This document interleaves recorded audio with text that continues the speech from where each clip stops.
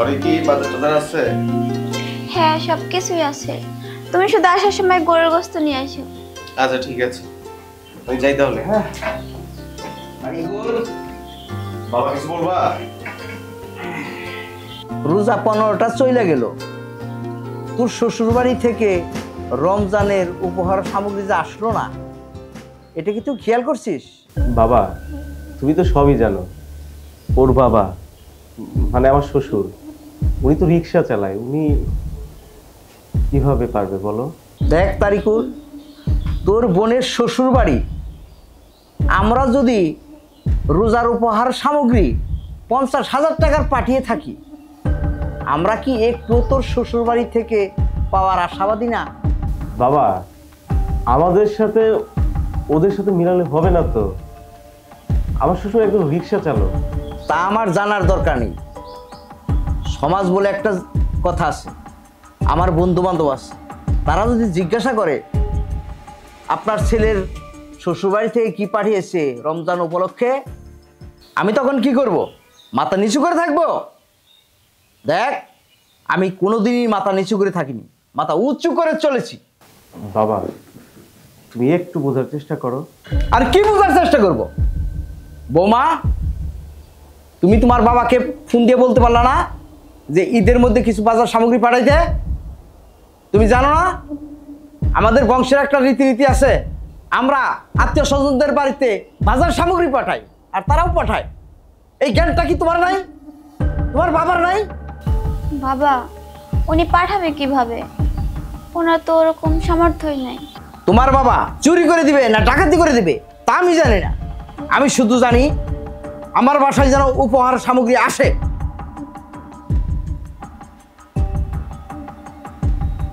আমার ভালো লাগে না। এই তুমি তোমার বাবার একটু বুঝাইয়া বলতে পারলা না? বুঝাইয়া বললেই তো পাঠাই দিত। আর তুমি জানো না আমাদের পরিবারের এটা নিয়ম নীতি।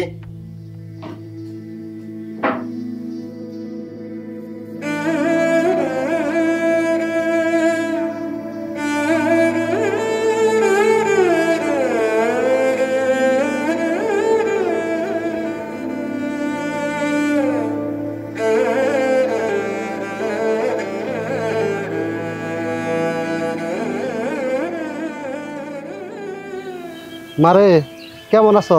কেমন আর থাকবো বাবা, এই তো রমজান মাস চলতেছে, কই তুমি মেয়ের বাড়ি উপহার সামগ্রী পাঠাবা, এখনো দিলা না কেন?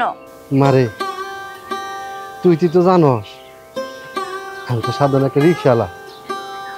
সারাদিন রিক্সা চালিয়ে যা কামাই করি, বাচ্চা চাল ডাল নিলে হয় না, ইত্যাদি তো করা হারিলে আবার তোরে উপহার সামগ্রী কিবা করে পাঠামু কমা? কেমনে পাঠাবা জানি না, এদিকে আমার শ্বশুর শাশুড়ি তোমার জামাই সবাই আমার সাথে খারাপ ব্যবহার করতেছে। তুমি কেন পাঠাইলে না সেটা বলো।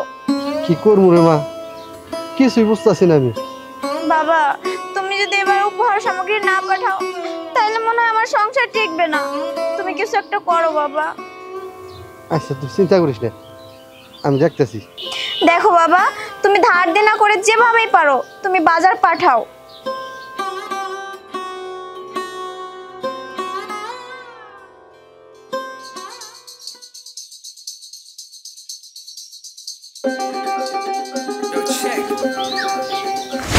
এই এই চোর, এই এই দাঁড়া, এই মার মার মার রে, মার মার মার আর মার আমার 2500 টাকা সবজি, মার মার রে, মার মার মার মার মার। এই ভাই ভাই থাক থাক থাক থাক, আর মারিস না। যে মার খাইছে ও সবজি নিয়ে যাক, আর বেশি মারলে মারা যাবো, তখন আবার পুলিশ কেস এসে ঝামেলা।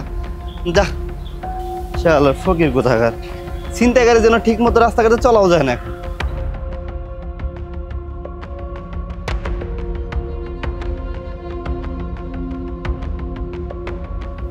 আসসালামু আলাইকুম বিয়াই।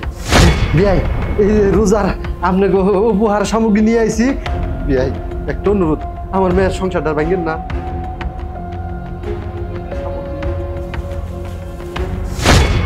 এগুলো কি? এই সামান্য কটা কাঁচা বাজার নিয়ে এসে আমাকে বলতেছো যে উপহার সামগ্রী? এর চাইতে তো ভালো বাজার আমার কাজের মেয়েরাও করে। ওই তুই জানিস এই রমজান উপলক্ষে আমার মেয়ের শ্বশুর বাড়িতে 50,000 টাকার বাজার পাঠিয়েছে। ছোট লোকের বাচ্চা, তুই এই বাজার নিয়ে আমার বাসায় ঢুকলি কি করে? সাহস কি করে পেলি? বের হ আমার বাসার থেকে ছোট লোকের বাচ্চা। বিয়াই এইটা কি করলেন জানেন? এই বাজারগুলো না অনেক কষ্ট করে আনছি। কিভাবে আনছি ওইটা তো আপনি জানেন না, ওইটা জানি আমি। আমার জানার প্রয়োজন নাই, তুই এখান থেকে বের হ। তুই যদি বের না হস তোর গার ধাক্কা দিয়ে আমি বের করে দেব। এই এই যে তোর বাসা, যা বের হয়ে বাসা, যা তোর বাসা। দাঁড়ান, কি করতেছেন আপনারা? আমাকে আপনি চিনবেন না। এই যে এই লোকটাকে আপনারা যে ঘাড় ধাক্কা দিয়ে এখান থেকে বের করে দিচ্ছেন, এই লোকটা যে এই বাজার সদায় কোথা থেকে কিভাবে নিয়ে আসছে একটাবারও কি আপনারা কেউ চিন্তা করছেন? এই লোকটা একজন রিক্সা চালক। রিক্সা চালিয়ে কয় টাকাই পায়, আর আপনারা তার কাছে বায়না ধরছেন যে রোজার উপহার সামগ্রী আপনার বাড়িতে পাঠান। আপনার অনেক টাকা আছে, আপনি আপনার মেয়ের বাড়িতে লাখ লাখ টাকার ইফতার পাঠাইতে পারেন, আপনার আত্মীয় স্বজনের বাড়িতে পাঠাইতে পারেন, কিন্তু উনি একজন রিক্সা চালক, ওনার সেই সামর্থ্য নাই। আমি সব কিছুই দেখছি। এই যে বাজার সামগ্রীগুলো দেখছেন না, এই লোকটার পকেটে টাকা ছিল না। একজন ভদ্রলোকের বাজার চুরি করে নিয়ে আসা সে তার মেয়ের সংসার বাঁচানোর জন্য আপনার বাড়িতে ইফতার নিয়ে আসছে, আর আপনারা তার সাথে এইভাবে দুর্ব্যবহার করছেন। এটা কেমন সমাজ যে আত্মীয় স্বজনের বাড়ির থেকে রোজার সময় উপহার সামগ্রী আনতেই হবে, নিতেই হবে? এই যে লোকটা তার মেয়ের সংসার বাঁচানোর জন্য চুরি কইরা নিয়ে আসছে, দেখেন কি হাল, গণধোলাই খাইছে। আরে আপনারা তো এক প্রকার যৌতুক দাবি করতেছে, আপনাদের তো পুলিশে দেওয়া উচিত, এবং আমি একজন সচেতন নাগরিক হিসেবে তাই করব, আমি আপনার নামে মামলা করব। ভাই আমি বুঝতে পারি নাই, আপনি আমাকে ক্ষমা করুন, আপনি আমাকে ক্ষমা করুন। আপনি এত কষ্ট করে এই সকল নিয়ে আসছেন, আমি একদম বুঝতে পারি নাই। আসলে আমি জীবনে কোনোদিন কষ্ট করি নাই, তো এই জন্য দুঃখী মানুষের কষ্টটা আমি বুঝতে পারি না। থাকবি আপনি আমার কাছে মাফ চাবেন কে? আমি তো সামান্য একটা রিক্সাওয়ালা, আমি তার খুঁটিপতি না, তাই আর আমার কাছে মাফ চেয়ে আমার লজ্জা দিবেন।